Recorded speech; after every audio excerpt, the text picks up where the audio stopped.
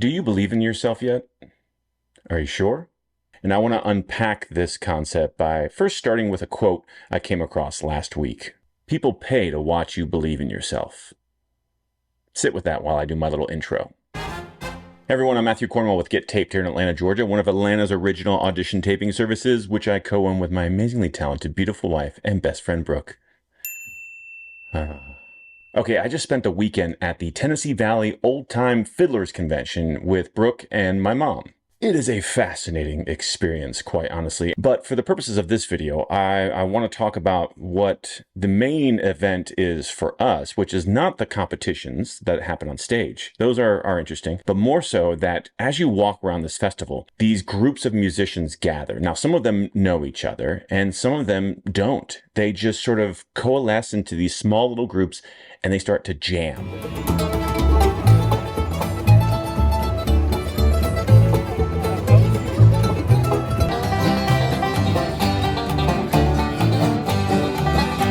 What's unmistakable with these folks is their awe-inspiring talent. I look at them and I think, wow, how many years must they have practiced to get to a point to look this effortless?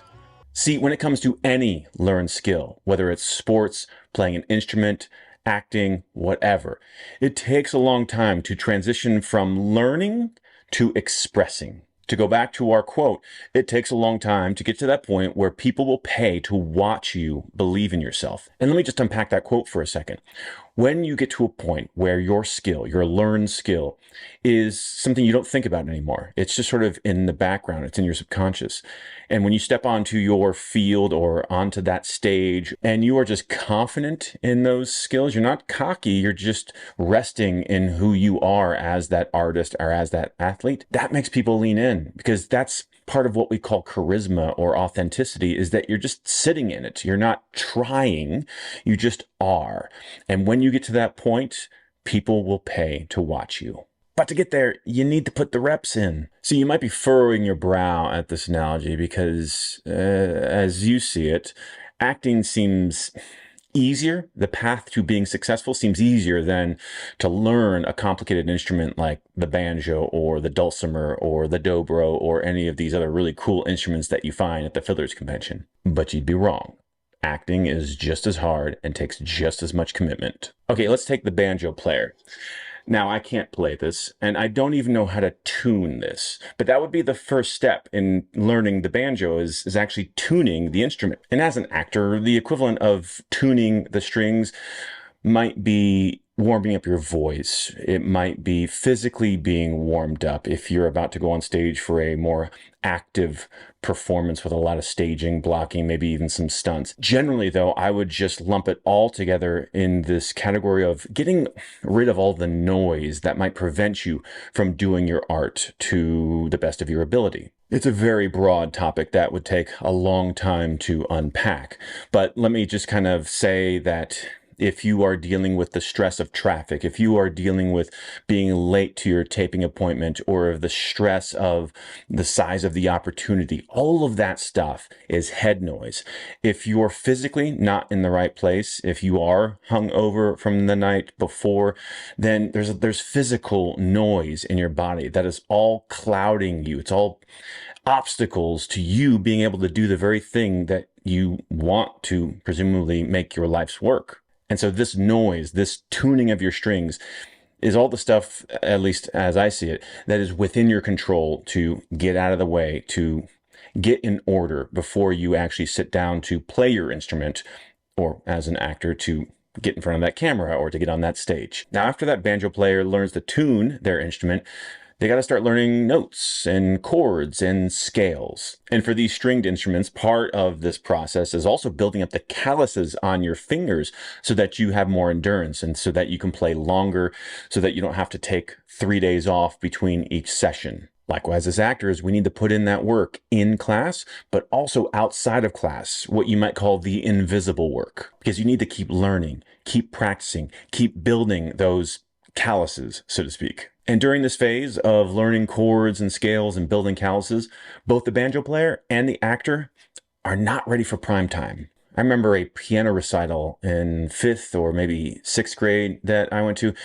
It was terrifying. You didn't have the music in front of you. You had to just hope that you remembered the whole piece or pieces. I can't remember if I played more than one, but I can tell you for certain, I wasn't expressing myself. I wasn't in the flow. I was just hoping that I would not forget any of the notes and that I wouldn't hit any wrong keys. Likewise, as an actor, you might have been given the opportunity to do a showcase early in your training.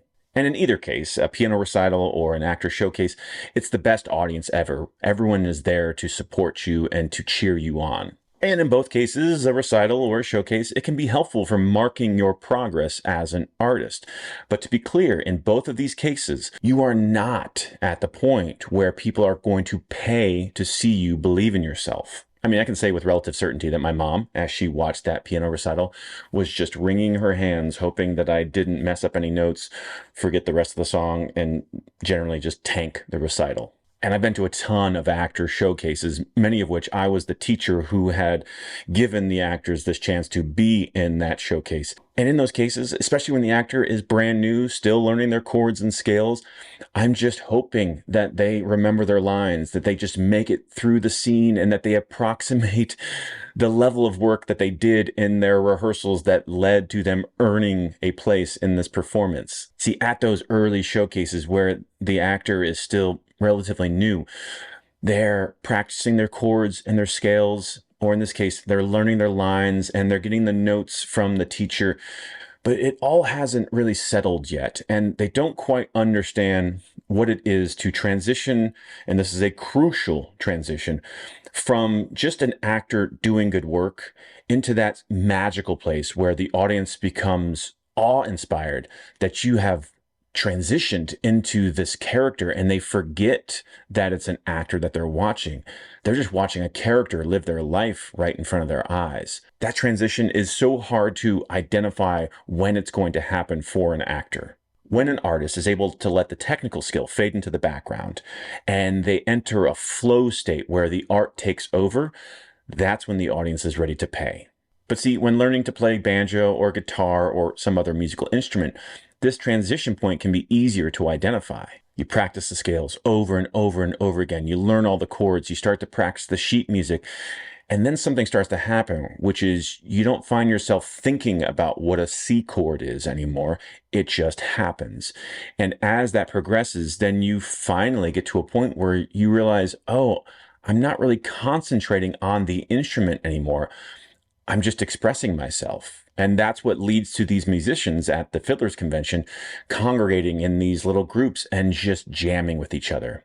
In improv, we might call this following the follower, where there's not really a leader. You've created this group mindset amongst these musicians, and the music that you're creating together seems to take on a life of its own. As an actor, however, your art is mimicking real life. In other words, your job is to kind of convince us there is no instrument, there is no art. It's kind of a magic trick, really. But maybe then it's harder to identify when an actor has achieved the glow. Any Last Dragon fans out there? I mean, I know I've had times in my career where I start to doubt myself, thinking, it can't be this easy. I'm being lazy, right? And so then I start doubling down on prep, and I vacillate back and forth over the years between trying really, really hard to make sure that my technique is on point to sort of relaxing and realizing I'm in that flow state where I'm just expressing myself and I'm not thinking about craft. It's just happening.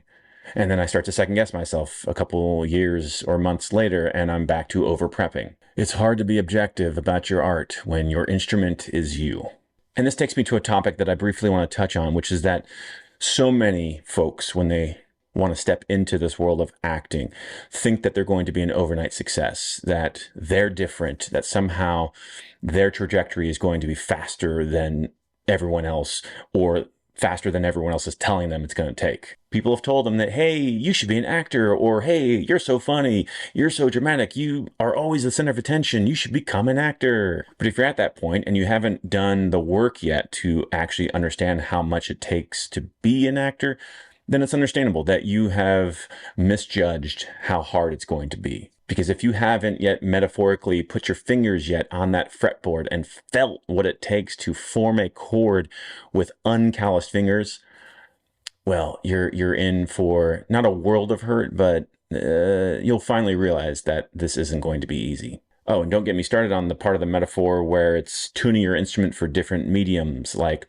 acoustic set in front of a few people versus being plugged in to an amplifier or being mic'd for an entire audience. The metaphor, of course, being acting for the stage versus acting for camera, acting for a 4-camera sitcom versus a soap opera versus a 1-hour drama, etc. In short, this art form takes a lot of work before you're truly ready to be at a place where people will pay to watch you believe in yourself. Oh, and there's one other part of this analogy that ties into the Sam Christensen image process, which is people who are playing a dulcimer, but they really think they're playing a banjo. And that just sounds really weird if you thought you were playing an upright bass, but you're really playing a piccolo.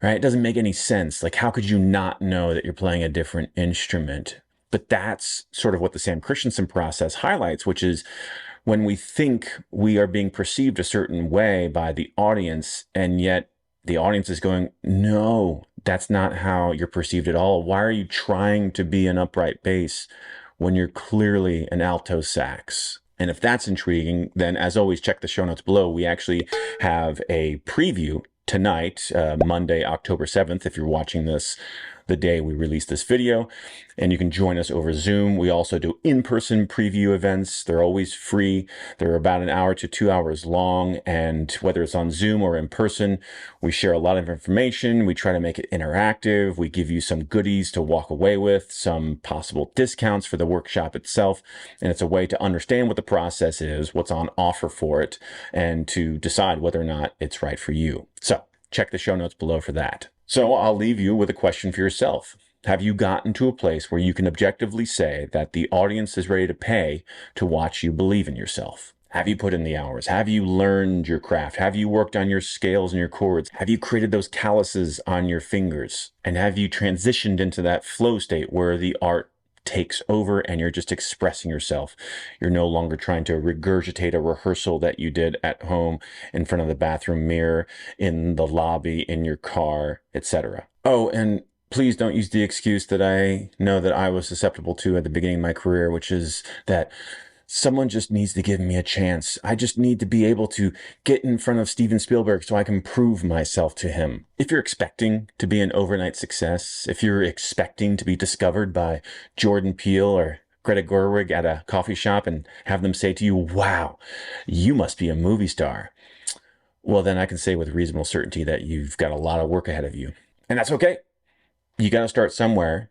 You do got to practice those scales and those chords and build up those calluses and get to that point where the craft starts to recede into the background and you are able to just express yourself. Because if you do all that work, then to quote the great Steve Martin, you'll eventually be so good they can't ignore you. I hope this topic resonated with you.